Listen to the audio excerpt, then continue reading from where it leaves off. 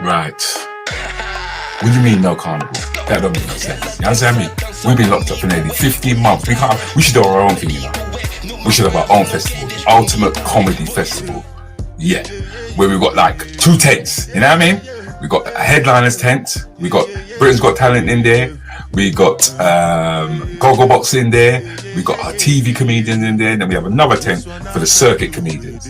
Yeah. So you can see all our favorite circuit comedians in there, and then we've got the females as well. So they have their own section as well. We've got VIP. I can see it, you know, it's in the back of my head. I can see it. Yeah, we've got VIP. We stopped that music though. We've got VIP in there.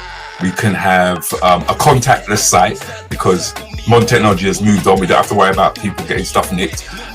We have it in that area. We'll also have alcohol, so it's an adult site. Outside of that, we can have a community stage.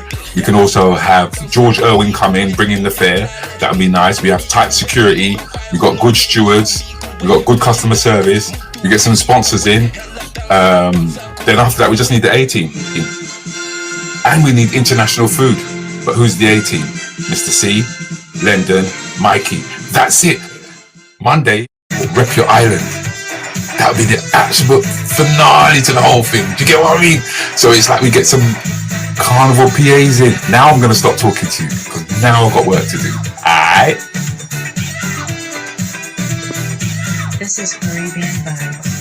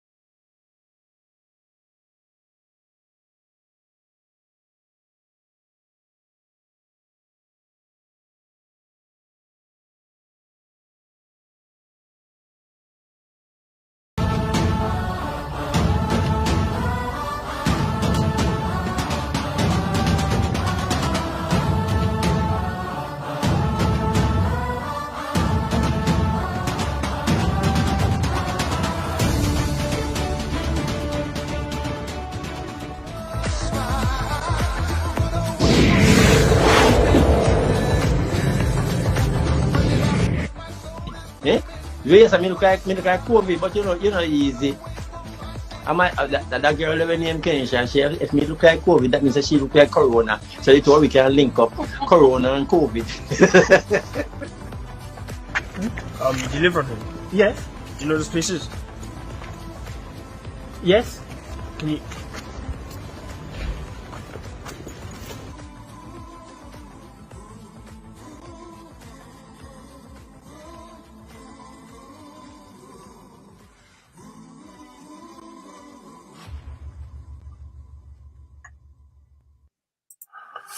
Good evening, man. Welcome to Keeping It Real with Rudi Lickwood, man. Unfortunately, my guest who's meant to be here is not well.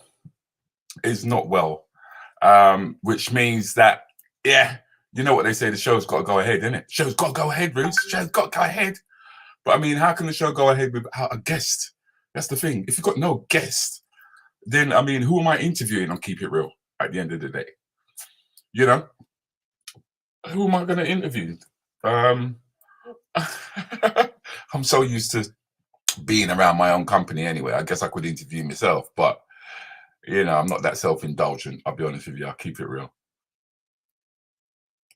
I'll keep it real with you people. I am not that self-indulgent, all right, to say to myself, right, what I'm going to do is I'm going to interview myself. That's the best way around it, because obviously it's not the best way around it. Not really. What can I say? I actually feel quite weird, to be honest with you, because last week I was due to interview Menelik Shabazz, and I spoke to him on I think it was either the Monday or the Tuesday of last week. I should really know. And he told me that he'd been ill for a number of days, and that he asked me if I could postpone the interview. And of course, I said yeah. But I must admit that the moment that I put down that phone, I was vexed. I was proper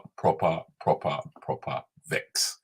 I mean, anybody would be when you consider that it was like, you know, I couldn't find anybody to just replace him with straight away, just like that. And it was an inconvenience to myself. Do you know what I mean? Only for me to later on find out that he actually passed away. He actually passed away. And I've never felt so guilty in my life for feeling so selfish.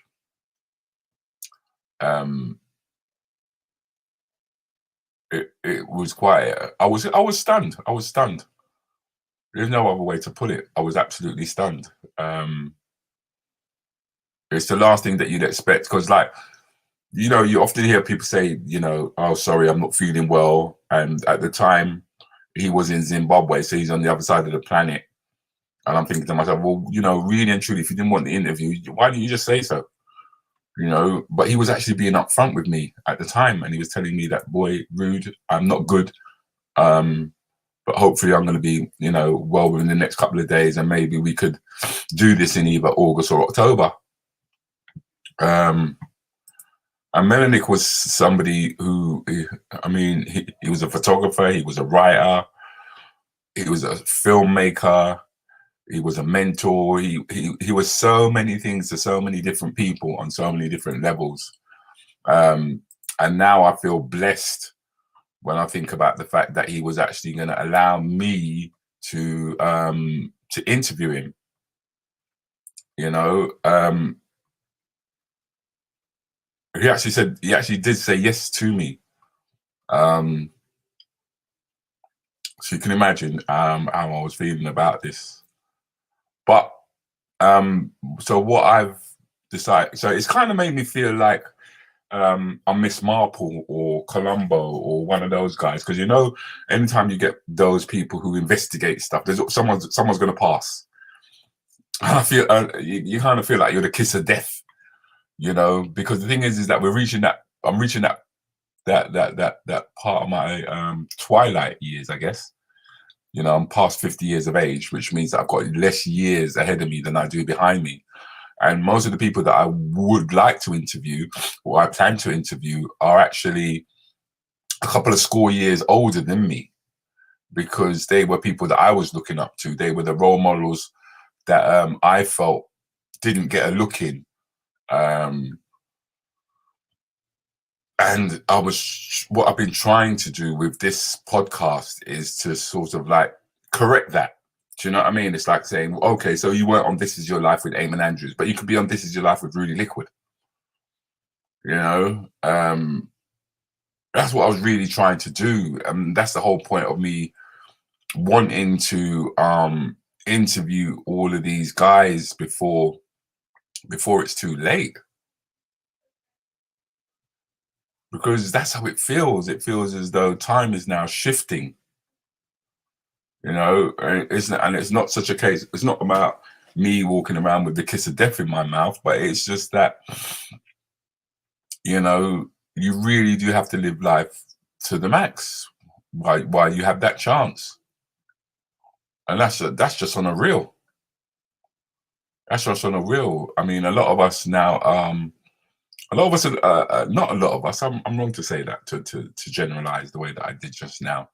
You know, to say that a lot of people are looking back at their lives with regret in terms of the things that they wish they had have done that they didn't do.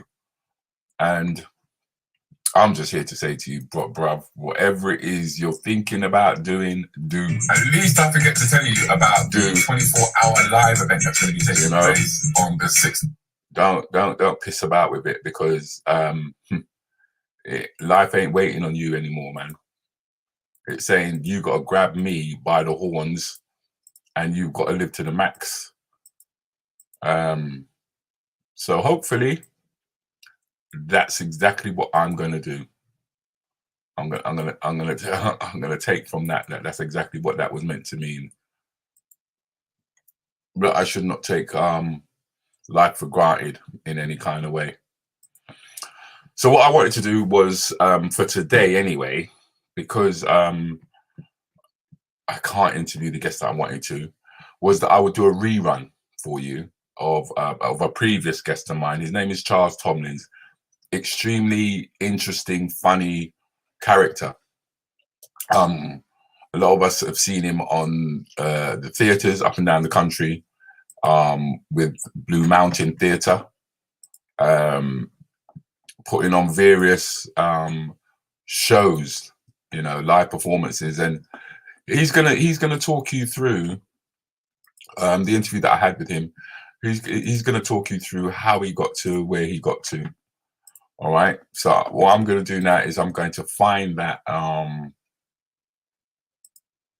gonna see if I can find the performance that he did. I think I found it, and I'm going to play it for you. Okay, so sit back. Thank you for tuning in and enjoy. Whoa, that's not it. Whoops, that's not it. That's most definitely not it. So let's try again. If it's not that one, then maybe it's this one. Ugh. Yes, I do believe we got it right now. But the link has gone out. I think I've got a sharer badge. I've never heard of a sharer badge. I'll be honest with you. Sharer badges and all that kind of stuff. You know what I mean? It just eludes me. I'm gonna have to definitely play catch up. That's what I'm gonna have to do. Play catch up on it. So let's get straight into this. It's called Keeping It Real with me and my guest. I got a fantastic guest this week. I really do. I really do. Someone that has watched my journey as well as me watching his journey along the way, and still growing in stature. Each and every day, this brother is growing in stature. He's just, even though I shouldn't really say this until the end of the interview, but I'm going to say he's just blown YouTube apart just by putting his bloody face there. That's all he did, you know. He just went like this.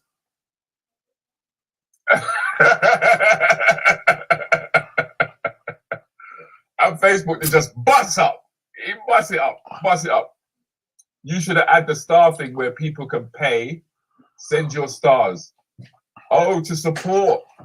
We will have to talk offline. That's what we will have to do, because that is new to me, right? I know that people like Dizzle, them talk about the star thing and people paying for stars or something like that. But that is new to me. Gifted classes. Whoa! New to the room. Let me give you a round of applause. Always good to get a new member popping out of the room. Nice to see you. Gifted classes. I should go look up your page, find out who the hell you really is. Yeah. That was Dizzle does. Yeah, that's right. Dizzle does that. That's what I'm saying. So I have to sort of like play catch up, because then, you know, I would call Dizzle a youth, but Dizzle's in his 50s, you know. Can you believe that? That boy ain't 50s perhaps, right? But it is what it is. But let me not hold you back. Let me not hold you guys. Let them people who's gonna come in late, they have to catch up, right? It's not my fault that they're gonna have to play catch up, but they're gonna have to do that. They're gonna have to do that. They ain't got no choice but to do that. Wait, I want to actually do something right before I actually bring him on. I really do want to do this because I think it'd be wrong of me not to actually. So let me just go and get this. Wait, hold on. Where am I going? Let me just have a quick look. Let me have a quick. Okay, you know, me can navigate. The one thing we can do is navigate this thing, yeah. Right? Yeah, I thought it would have been here actually. Wait. Yeah, just give me 2 secs, because I do want to bring him on, but I don't want to look for this thing while I'm having this conversation with him. So it's better that I look for it now. That's not there, so let me go here and see if I can find what I'm looking for, and then we will be good to go, people. Okay.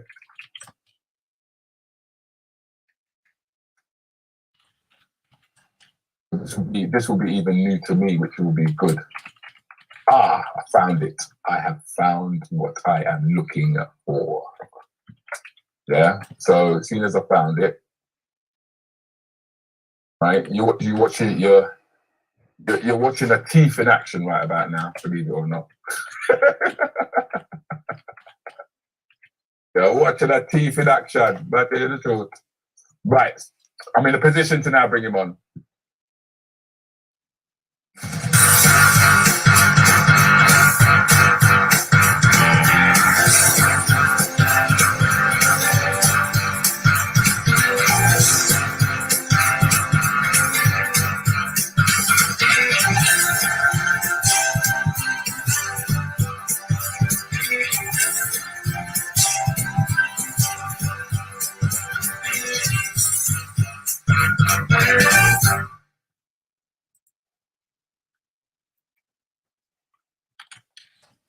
Well, Mr. Charles Tomlim, sir.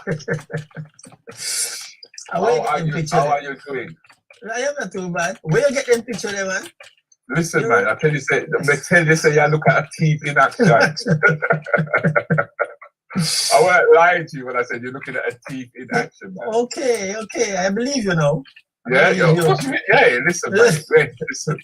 There's not a lot that I can't pick when I put my mind to it. There's not a lot that I cannot pick, mate. And I've been picking through your locks at the moment. Same. Do you know what I mean? And I'm not gonna lie, it was quite a joy. It was a joy because you know when you interview somebody, it's like you literally have to traverse their life to find out who they really are. Do you know what I mean? And I wouldn't say that I was surprised, right? But at the same time, I would say yes, I was kind of surprised. I was kind of surprised at the kind of stuff that I learned about you and the things that that I found out. Yeah. None bad. No, not bad. Because the thing is that you are an actor, as they say. Do you know what I mean? You are an actor, so I've got to bear that in mind. You know. Wait, hold on. I want to find something because what we notice is you just like to dress up. You know.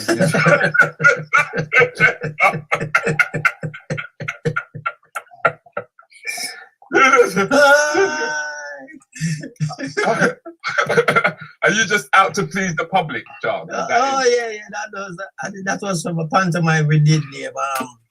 We call it Ragarella. So Ragarella. Ragarella was like the Jamaican version of Cinderella. Okay. You understand? So obviously, as you notice, I was one of the beautiful sisters. Hear him definitely. I mean, I can see most men would be attracted. Most men would be attracted to you almost immediately.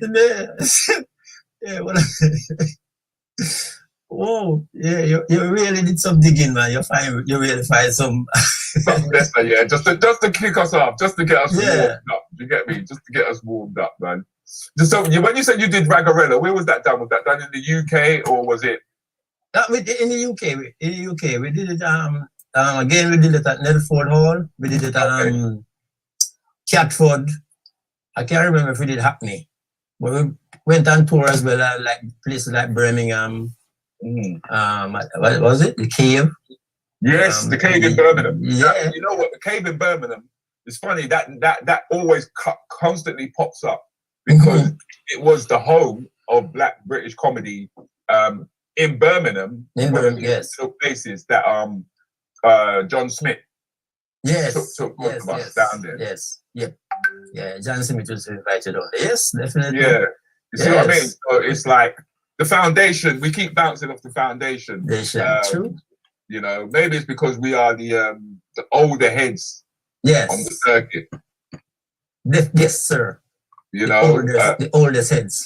the older heads. I think I'm the oldest head. I honestly think I think I'm even older than Leo Chester, believe it or not. Yeah, Leo. Yeah, but you're getting quite a few people coming in. You got people clapping you already. You ain't even opened your mouth yet. You know what I mean? You ain't even opened your mouth yet. Good evening. Looking forward to the show. Says Max Constant. Okay. See. You know, yeah. So see, people are starting to come in now. I knew they'd be coming in late. Marcus Simmons says, "Remember Marcus? Yeah, man. Marcus is in the room as well." Yeah, said, Marcus, it's a big up, Charles. But, and of course, the ladies are starting to pop their heads through now. Phil Les Twins. Blessings and love, Mr. Tomlins. Thank you. Evening, Charles. Welcome back, says Claire. All right, Claire. Hello. How you doing? How you doing? And you already bust her up on the Ragarella alone. Donna Ben is saying, good evening, Rudy and crew, and welcome back, Charles. Thank you. If she's saying welcome back, that means that she saw you on Anything Goes. Yeah. The panel game. She saw you on that. You've got Kaz saying, blessings, all R&B, Roots, Charles, Guan me lion. And then followed by that dotty piece of rag, that Jamaican flag, that dotty piece of rag. Because you see all the flags are starting to wave now. Don't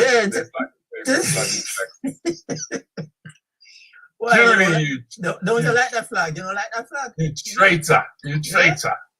Well, me being Guyanese, of course I respect the Jamaicans. Don't get me wrong, I respect the Jamaicans. But the flag dominates, you say yourself. But true say that they just wash my face in that flag. Look at this. Look. Listen, mate. You want to put your Welsh flag up? That's Carl Bassett. He's in Newport. He's all the way in. There we go.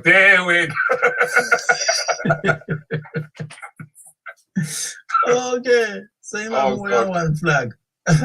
Him too funny from long time. Used to follow it in Wolves, Birmingham, and Coventry. Yes, there's one of your fans who used to follow you from Wolves, Birmingham, and Coventry. Yeah, because those are the places we used to tour.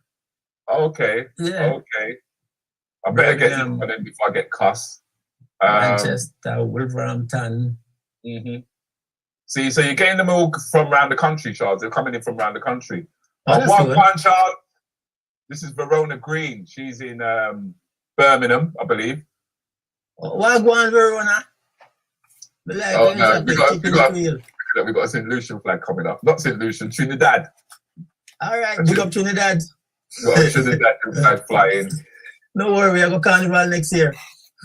There's only one poor little Greece flag in there. Cyprus. Trevor is saying you have to respect the flag. Shut up. About I have to respect the flag. I can be in the car with that flag there. About I have to respect the flag. But I have to respect the flag. But I guess I should. But I mean, here's a very, very, very I would say young Charles, isn't it? that was like a passport, Charles. Wanted. Because the thing is that you came into the UK when you was about what? How old was you when you came to the UK? I mean, I remember. I come here so long, I remember. I was like in my 20s still. You're still in your early 20s. Yeah. Yeah, but the comedy bug hit you well before that, didn't it? Yeah, man. Definitely long time. The comedy bug boxed me down from there, Jamaica. Yeah, you know. It never started in. Yeah, go on. Yeah, it never started in the UK. It started in Jamaica. Okay. And that's what took me to the UK. Okay. Yeah. Because the thing is that you're coming from a family of 8. Right. Yes. Family of 8. Well, let's say more than 8 really. It's like 11 of us. My father had 3 children. That was not with my mother, but between my mother and my father, they have 8 of us. Uh-huh. Evenly, 4 boy, 4 girl. Okay. Yeah. And although me look so tough, me still the last one. So you're the what is the wash belly? Yeah, so them call it, yeah. Yeah. You're the wash belly. You're the wash belly. Yeah. But even as the wash belly, you know what I mean? You were out hustling as opposed to going to school. Sometimes, you know, when I'm growing up in Jamaica, that's what you have to do sometimes, you know what I mean? So one time instead of going to school, I would be hustling. You hustle your lunch money maybe for the next week, or maybe sometime come around like Christmas time and all, and time you have to hustle your own money to buy your own ties, you know. And when you have the long summer holiday, you also hustle. So when we say hustle now, we never have no corner shop and things like that. We go hustle and sell. When we are hustling like in the bush. Okay. You know what I mean? Yeah. Okay. So you'll be picking things like you pick mango, you go sell, you pick guava, anything you can put your hands on. You know, to make money. Yes, you pick and go sell it, or you go weed some grass to somebody, or go carry 2 banana out of the market to somebody. You know, anything to survive. So then why do you think we spoil our kids then? Considering that you come from a background like that, yeah? And your youngest daughter is, how old is your youngest daughter? 6.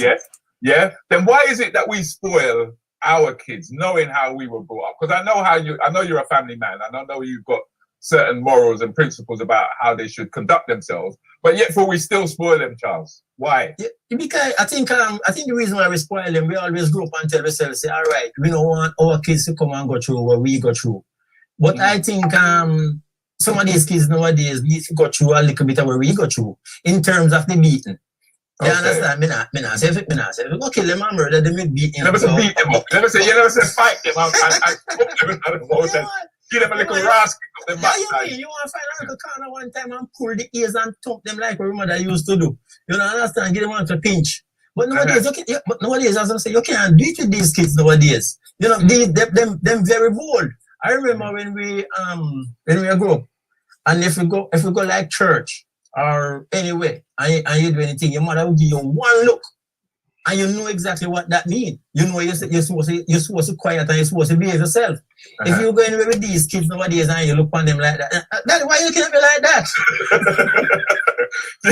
They front you. They front you. They'll be telling you.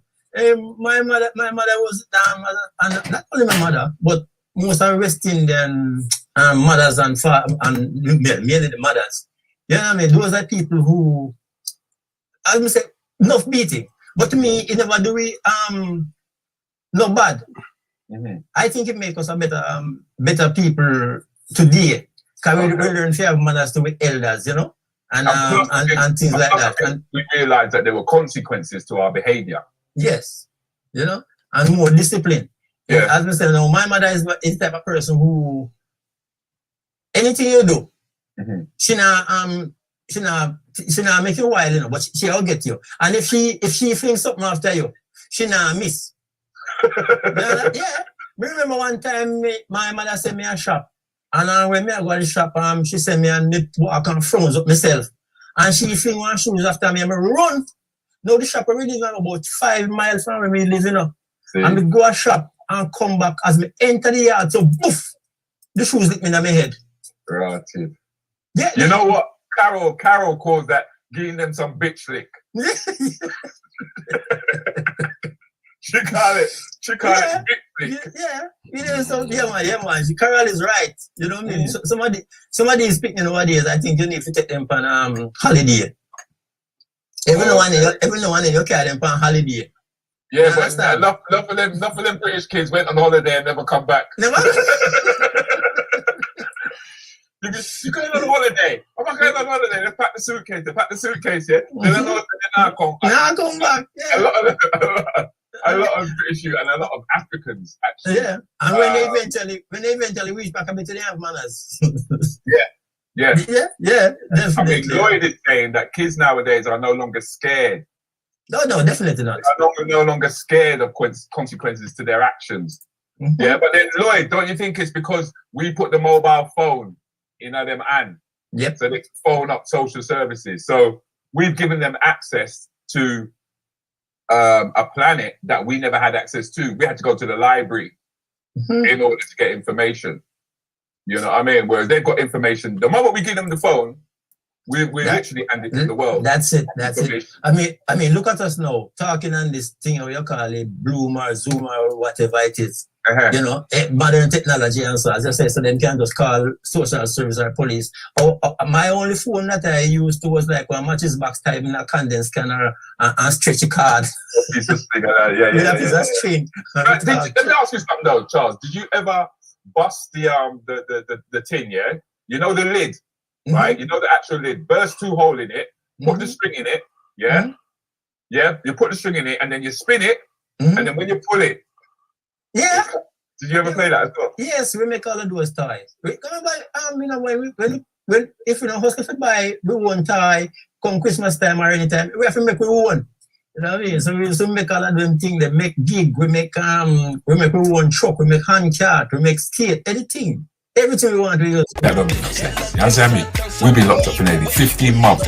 We should do our own thing, you know. We should have our own festival, the ultimate comedy festival. Yeah, where we've got like 2 tents, you know what I mean? We got a headliners tent, we got Britain's Got Talent in there, we got Gogglebox in there, we got our TV comedians in there, and then we have another tent for the circuit comedians. Yeah, so you can see all our favorite circuit comedians in there, and then we've got the females as well, so they have their own section as well. We got VIP, I can see it, you know, it's in the back of my head, I can see it. Yeah, we got VIP, we stopped that music though. We got VIP in there. We can have a contactless site because modern technology has moved on. We don't have to worry about people getting stuff nicked. We have it in that area. We'll also have alcohol, so it's an adult site. Outside of that, we can have a community stage. We can also have George Irwin come in, bring in the fair. That would be nice. We have tight security. We got good stewards. We got good customer service. We get some sponsors in. Then after that, we just need the A-team. And we need international food. But who's the A-team? Mr. C, Lendon, Mikey. That's it. Monday, we'll rep your island. That would be the absolute finale to the whole thing. Do you get what I mean? So it's like we get some carnival PAs in. Now I'm going to stop talking to you because now I've got work to do. Alright? This is that you had. That you always kind of was like, because you weren't exactly pushing to be self. You weren't even pushing to be a comedian, were you? No, sir. No. No. I think, you know, I think that probably happened by accident, you know. Yeah, but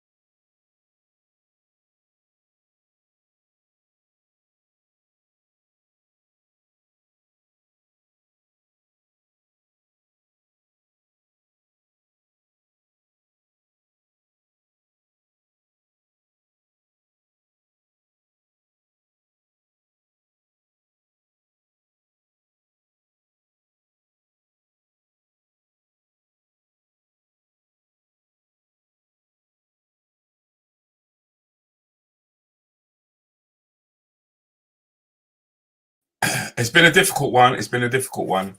I don't know what happened on Facebook. For some reason, the volume wasn't going through. It's been a difficult one. Look at that. All of a sudden now, it's decided that it's going to kick in. Volume wasn't going through. Can you believe that? All of a sudden now, it's decided that it's going to kick in. Volume wasn't going through. That's crazy. That is crazy. That is crazy.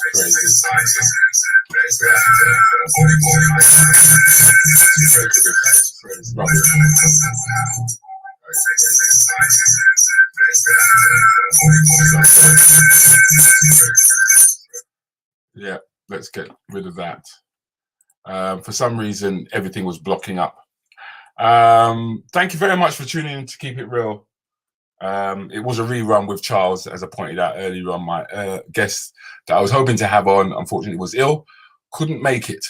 But there is something that I can tell you about, which is going to be bank holiday coming up in August. I'm going to be putting on the biggest black comedy festival ever seen in the UK, with over 50 stand-up comedians who will be performing for you over a period of 3 days. It's possible to get on the website, possible to get hold of tickets. I can give you a little glimpse of Wagwan. Quite a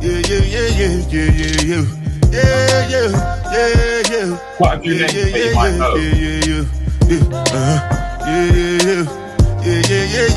I'm working behind this one. Alongside Mr. Steve. I know get time.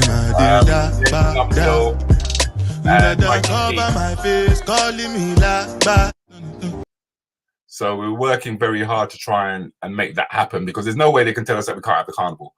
In fact, they've told us we can't have the carnival, but if they're going to say we can't have the carnival, then we'll do the biggest comedy festival that they've ever seen in the UK. That's what I've opted to do. Do you know what I mean? And I thought I'd let people in on the process of me putting that. We've been locked up for nearly 15 months. We should do our own thing, you know. We should have our own festival, the ultimate comedy festival. Yeah, where we've got like 2 tents, you know what I mean? We got a headliners tent, we got Britain's Got Talent in there, we got Gogglebox in there, we got our TV comedians in there, and then we have another tent for the circuit comedians. Yeah, so you can see all our favorite circuit comedians in there, and then we've got the females as well, so they have their own section as well. We've got VIP, I can see it, it's in the back of my head, I can see it. Yeah, we got VIP, we stopped that music though. We got VIP in there. We can have a contactless site, because modern technology has moved on. We don't have to worry about people getting stuff nicked. We have it in that area. We'll also have alcohol, so it's an adult site. Outside of that, we can have a community stage. We can also have George Irwin come in, bring in the fare. That would be nice. We have tight security. We've got good stewards. We've got good customer service. We get some sponsors in. Then after that, we just need the A-team. And we need international food. But who's the A-team? Mr. C, London, Mikey. That's it. Monday, rep your island. That would be the absolute finale to the whole thing. Do you get what I mean? So it's like we get some carnival PAs in. Now I'm going to stop talking to you, because now I've got work to do. Yeah, I've got work to do. So the promotion is being put together now. You guys are seeing the promo earlier than most, because it will be out there. It will be circulating. And I hope that when you do see it, you will like and you will share it. Please do share it. Share it. Okay, so I'll be having the biggest comedy festival.